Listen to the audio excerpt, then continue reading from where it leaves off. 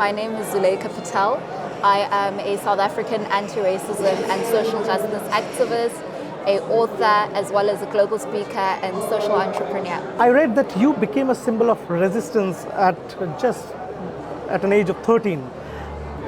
If you can describe what exactly happened and how did that moment shape your understanding of identity and activism? That moment happened in sort of towards the end of 2016. I started a movement against institutionalized racism called #StopRacism at Pretoria Girls High. That was the time when I was in high school and I was facing racist hair policies that prohibited black learners from wearing our hair naturally as it grows in afros or dreadlocks, as well as language policies that prohibited using African languages to speak. That doesn't mean that post-apartheid, after 1994, racism disappeared.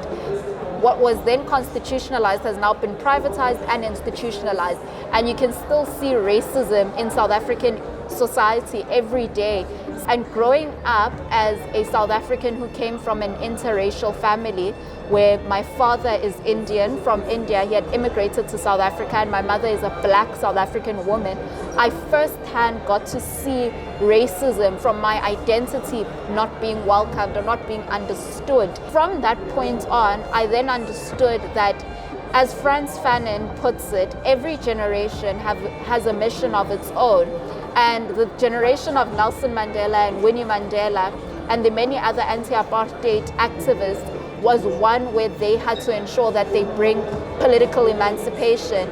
But political emancipation doesn't exist without economic emancipation, without mental emancipation. Apartheid can legally be abolished, but people still have to change. And that is the mission my generation has, to continue to contribute to a South Africa that is anti-racist. And I believe this also came together in the form of your first book, perhaps. So at what age did you write your first book?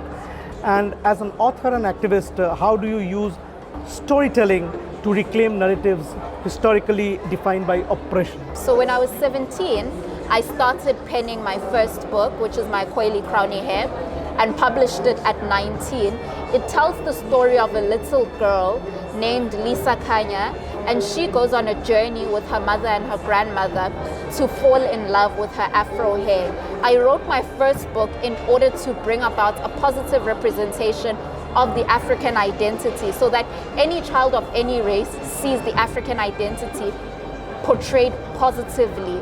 I started to write children's books because I believe that children are the future, and children become what they read and what they consume and what they're socialized with.